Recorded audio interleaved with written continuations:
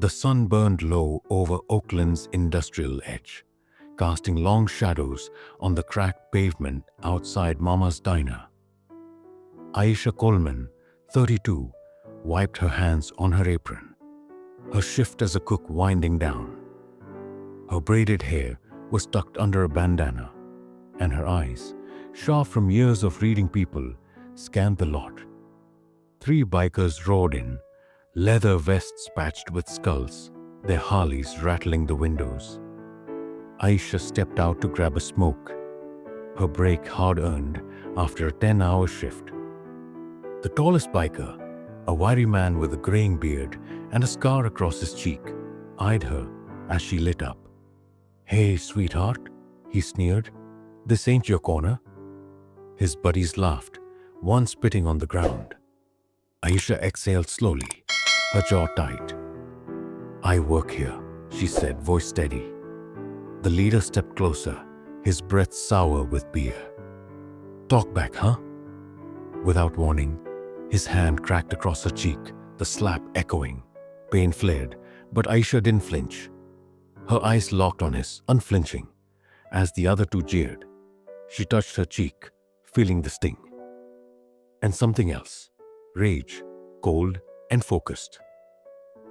The diner's door swung open, and her co-worker, Jamal, froze, phone in hand, already recording. Aisha's hand dropped to her pocket, where her keys hid a small legal stun gun. In one fluid motion, she pulled it out, pressed it to the leader's side, and triggered it.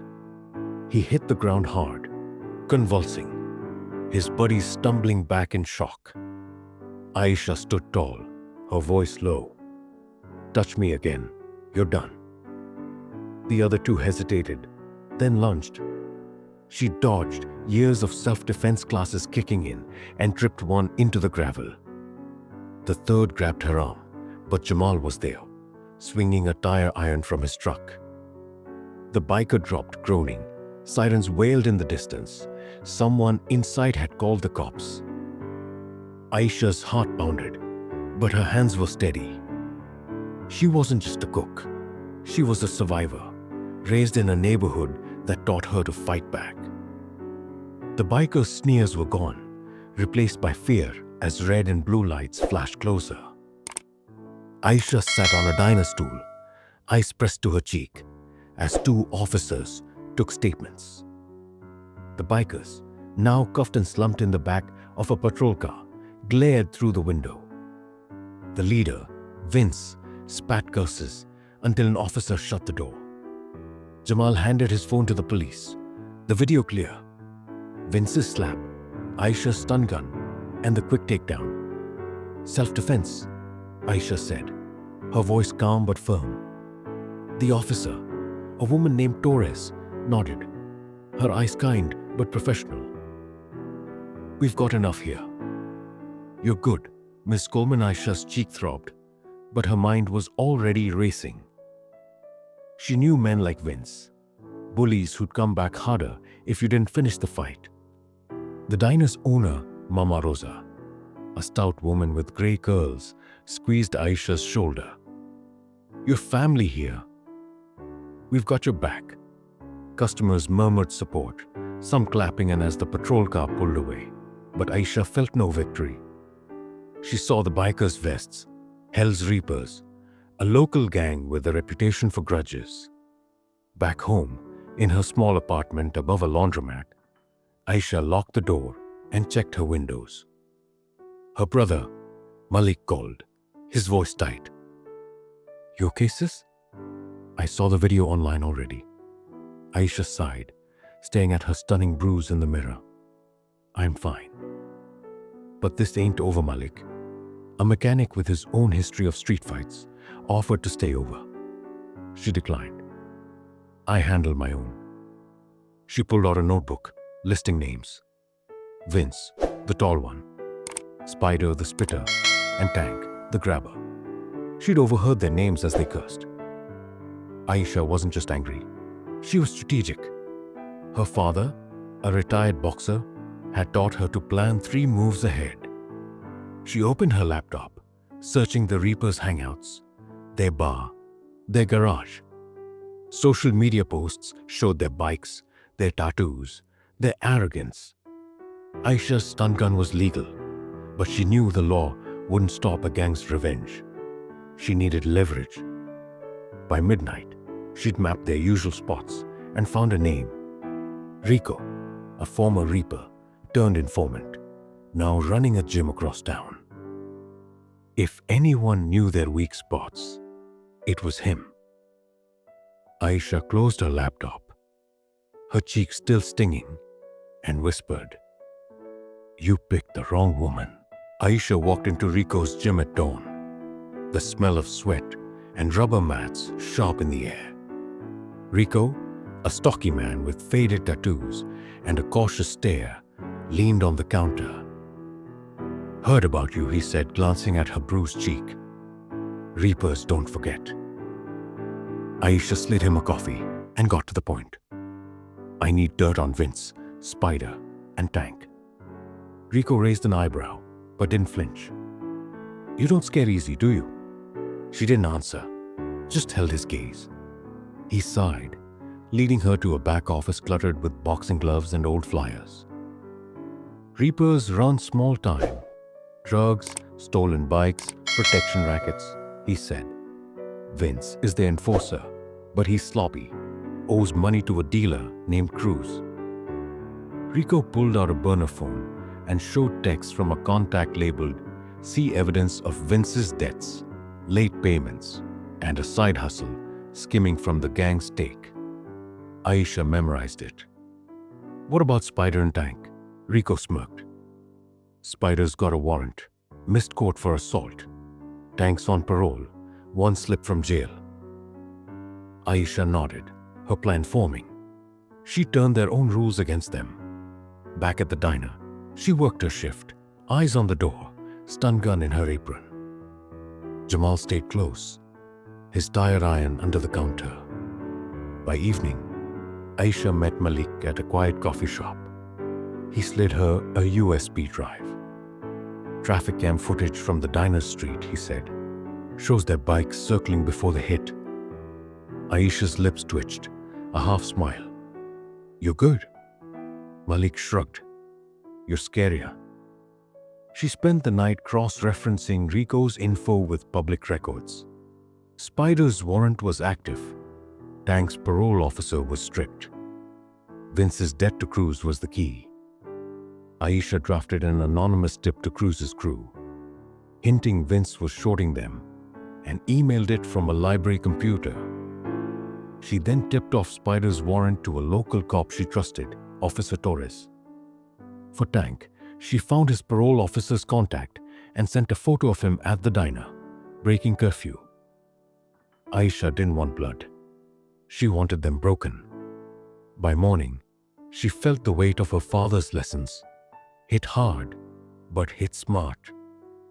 The Reapers were about to learn who they'd crossed.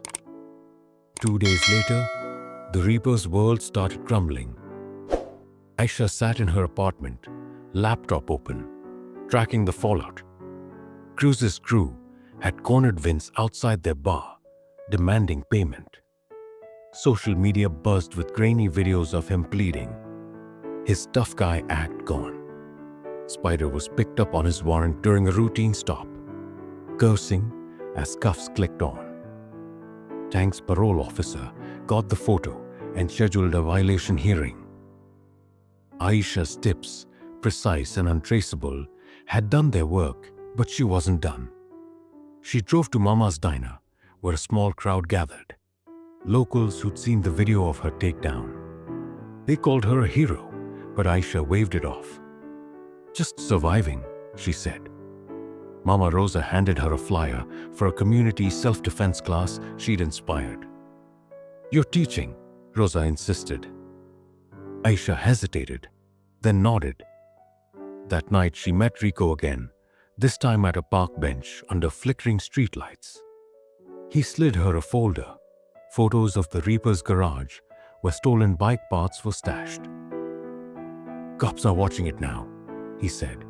"Your tip stirred the hive." Aisha took the folder, her face unreadable. "They'll come for me." Rico shook his head. They're too busy saving themselves. The next morning, police raided the garage, seizing parts and arresting 2 Reapers. Vince, Spider, and Tank weren't there, but their names were on the evidence list. Aisha watched the news from the diner, her bruise fading, but her resolve ironclad. She called Torres, offering the traffic cam footage as extra leverage. "You're relentless," Torres said, almost laughing. "Learned it young," Aisha replied. By evening, she taught her first self-defense class in the diner's backlot, showing women how to pivot, strike, escape. The crowd grew. Mothers, teens, even a grandmother with a cane. Aisha felt her father's pride in her stance, her voice. She wasn't just fighting for herself now. The Reaper's threats had sparked something bigger. A community ready to stand up. Aisha's phone buzzed. Malik, warning her the Reapers were fracturing, some members turning on Vince for his deaths. She smiled faintly. Her plan wasn't revenge. It was justice, dismantling their power, one calculated move at a time. She slept that night with her stun gun by her bed, ready but unafraid. A week later, Aisha stood outside Mama's diner, the lot quiet under a grey dawn. The Reapers were done. Vince was in jail, charged with theft and assault after Cruz's crew turned on him. Spider faced his warrant, and Tank's parole was revoked. The gang's garage was shuttered, their reputation in tatters. Aisha's tips, backed by Rico's intel and the diner's footage, had unraveled their operation. She didn't gloat. Victory wasn't loud for her. It was the calm of knowing she'd won. Inside, the diner buzzed with regulars, their chatter warm. Mama Rosa hung a photo of Aisha teaching her self-defense class, captioned "Our Fighter." Jamal, now her unofficial bodyguard, grinned as he refilled her coffee. "You're a legend," he said. Aisha shrugged. "Just did what I had to." Later she met Malik at their dad's old boxing gym, now a community center. He'd framed a news clipping. "Local cook takes down gang." Aisha rolled her eyes, but let him hang it. "Dad would have loved this," Malik said. She nodded, throat tight. Their father's lessons, stand tall, plan smart, had carried her through. That evening, Aisha taught another class, the lot packed with women practicing strikes, their laughter mixing with determination. A young girl, maybe 15, mimicked Aisha's pivot, her face fierce. "This is for you," Aisha told her, seeing herself at that age. The community had changed. Less fear, more fight. Aisha's phone lit up with a text from Torres. "Case closed. You're safe." She exhaled, the weight lifting. At home she sat at her small table, the stun gun now in a drawer. She wrote a letter to her dad, not to send, but to feel him there. "I kept my promise," she wrote. "I fought like you taught me." The bruise was gone, but the strength it sparked remained. Aisha looked out her window at Oakland's skyline, lights flickering like stars. She wasn't just a cook or a survivor. She was a force, reshaping her corner of the world. The Reapers had slapped her, thinking she'd break. Instead, she'd broken them. Not with fists, but with strategy and heart. She stood, turned off the light, and slept deeply. Her city quieter, safer, because of her. Thank you so much for watching this story till the end. I hope you enjoyed it, and maybe even learned something from it. If you'd like to hear more stories like this, full of life lessons, drama, and emotions, make sure to hit that subscribe button and turn on the notification bell so you'll never miss an update. Your support means the world, and it helps me keep bringing you more inspiring and unforgettable stories. Stay tuned because more amazing stories are on the way.